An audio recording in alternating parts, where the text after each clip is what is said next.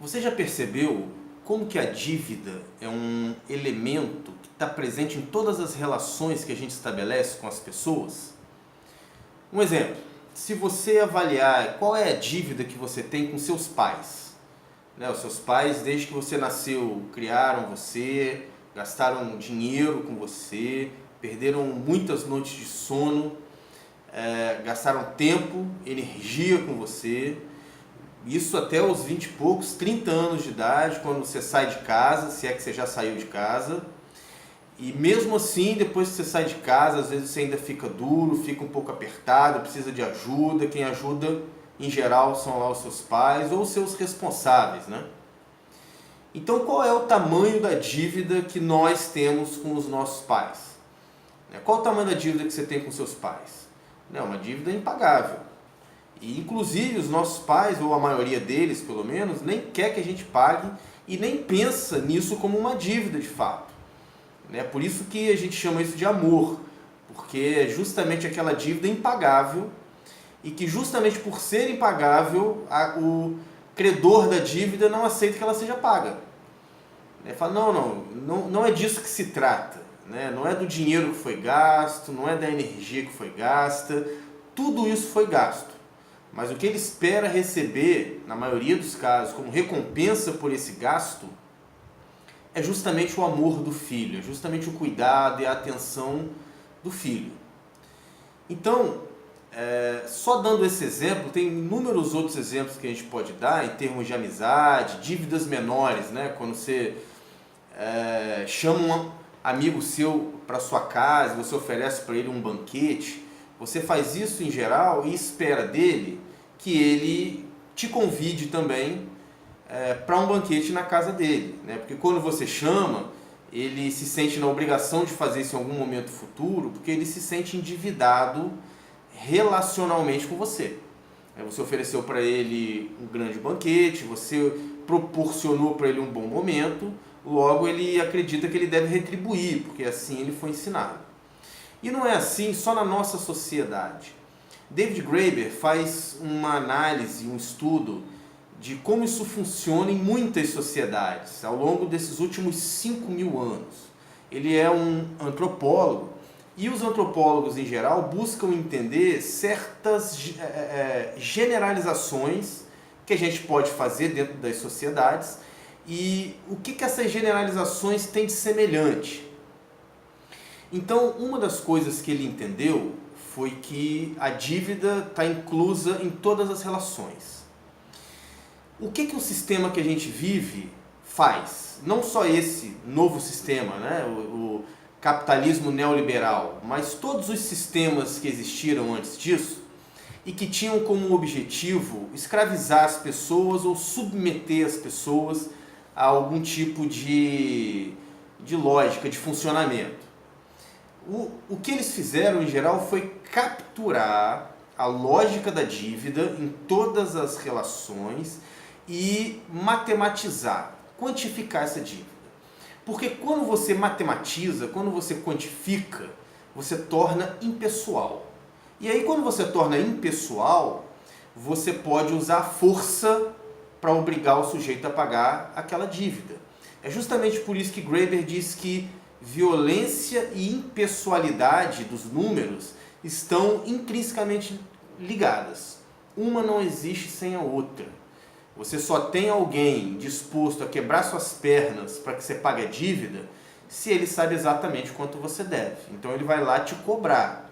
Mesmo que seja algo exagerado por causa dos juros ou porque se algum traficante achar que você deve mais, né, do que você realmente deve, por raiva que ele está de você, de algum modo eles transformam isso em números. Seja um banco, um grande banco, seja qualquer traficante. O poder que você tem de matematizar é o mesmo que você tem de cobrar isso violentamente. E quando eu digo violentamente, porque o sujeito que está lá no tráfico, está no crime, o tipo de violência que ele usa é um tipo de violência muito óbvio, né? Ele pega uma arma e ele atira, ou ele tortura, ou ele faz algum tipo de mal que fica marcado fisicamente no sujeito.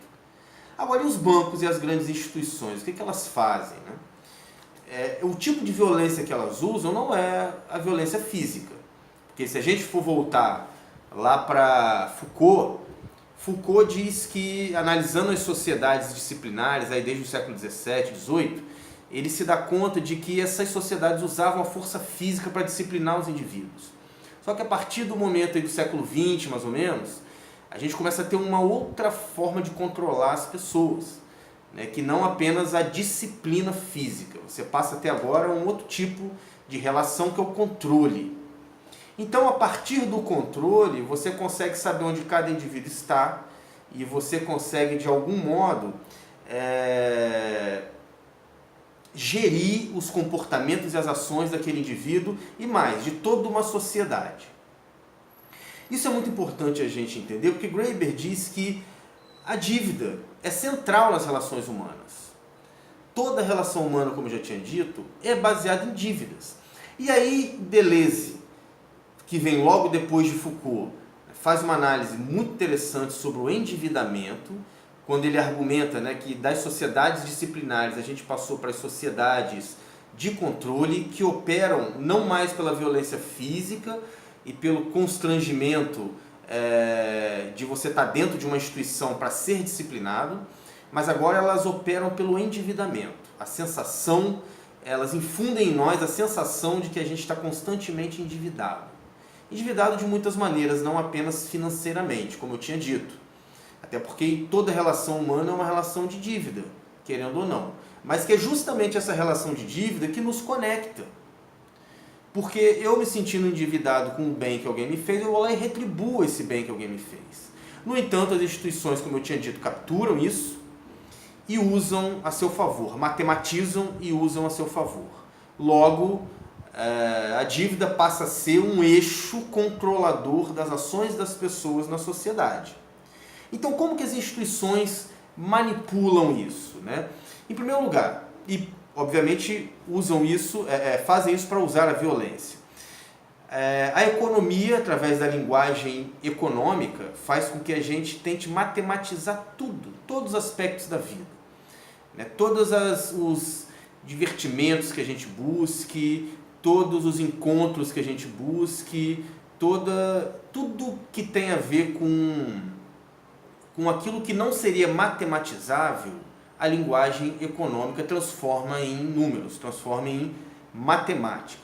Os bancos são o caso clássico, que transformam todo sonho que você tem, toda busca que você tem em dívida. Transforma isso em crédito, obviamente, para depois virar uma dívida e para depois se tornar cobrança. E a violência que os bancos e as instituições usam é exatamente essa cobrança ininterrupta.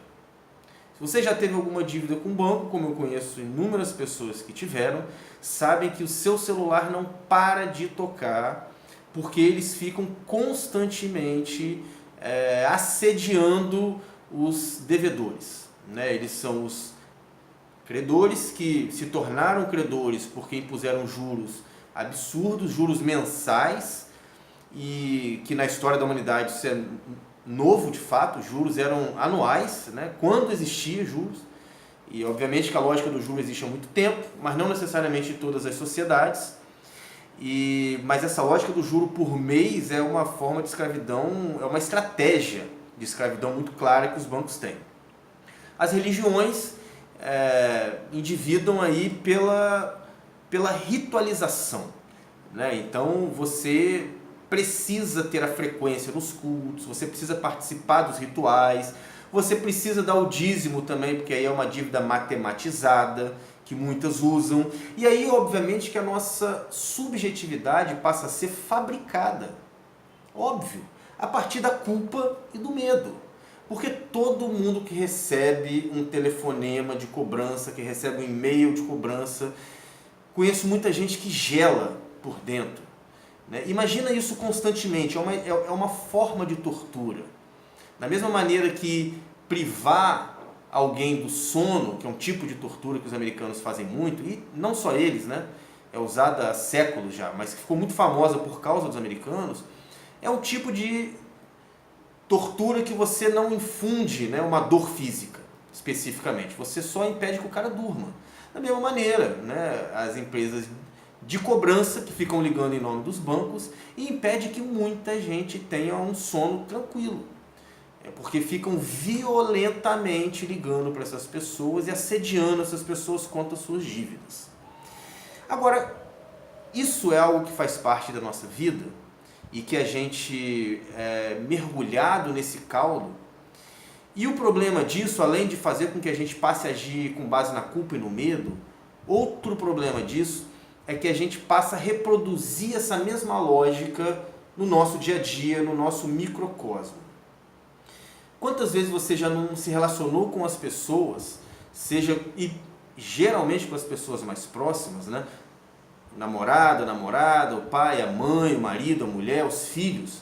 Quantas vezes você já não se relacionou com eles numa lógica de dívida, cobrando deles certas atitudes ou certas formas de pensar ou certas reações, no sentido de que eles estão endividados com o certo, endividados com você. E a gente acaba infundindo nos indivíduos a mesma coisa que o sistema infunde em nós. Naqueles que a gente mais ama, a gente acaba inoculando neles a dor que o sistema inocula em nós. Esse é o outro grande problema. Agora, quando eu falo de Jesus Cristo nos meus vídeos, eu não falo dele à toa. Eu falo justamente porque eu acredito que ele foi o maior libertário que já houve entre nós. E uma das coisas que esse libertário disse foi que ele veio aqui na Terra para riscar o nosso escrito de dívida, que era algo muito comum que tinha no Império Romano na época. Ele rasgou a nossa dívida, né? Como se a gente tivesse uma folhinha de dívida que comprovasse que nós estamos endividados e que se a gente não pagar a nossa dívida a gente vai ser preso e vai morrer preso, como era o caso do Império Romano. Jesus vem e diz que ele rasgou o escrito de dívida, rasgou. Está tudo perdoado. E é isso que desmonta o sistema, gente, porque o sistema só existe com base na escravidão. E a escravidão da atualidade não é aquela escravidão como era a escravidão, por exemplo, dos negros aqui na América. É como a escravidão óbvia, baseada em correntes visíveis. A escravidão que a gente tem hoje é baseada na dívida. Então vem Jesus e diz, acabou a dívida, ninguém mais está endividado. Então não se preocupem com dívidas, não se preocupem com frequência. E mais importante que isso, não endividem as pessoas. Não deixe que as pessoas se sintam endividadas com você. Na verdade, a proposta dele é para que a gente crie um ambiente, a partir das nossas atitudes, que seja um ambiente de amor. E um ambiente de amor é onde não há dívida. E onde não há dívida, as pessoas podem respirar em paz, as pessoas podem viver de maneira mais leve. Não é nesse tipo de ambiente que você quer viver? Faça uma pesquisa sobre dívida na internet, busque saber a história da dívida e veja como isso interfere na sua vida, interfere na sociedade que a gente vive, interfere na sua economia psíquica e faz com que você escolha coisas que você talvez nem queira escolher, mas que você faz isso porque você se sente obrigado a fazer. Então não faça isso. Não se sinta endividado e não endivide os outros. Vamos viver uma vida mais leve, uma vida mais pacífica. Daqui a pouco eu volto com mais reflexões.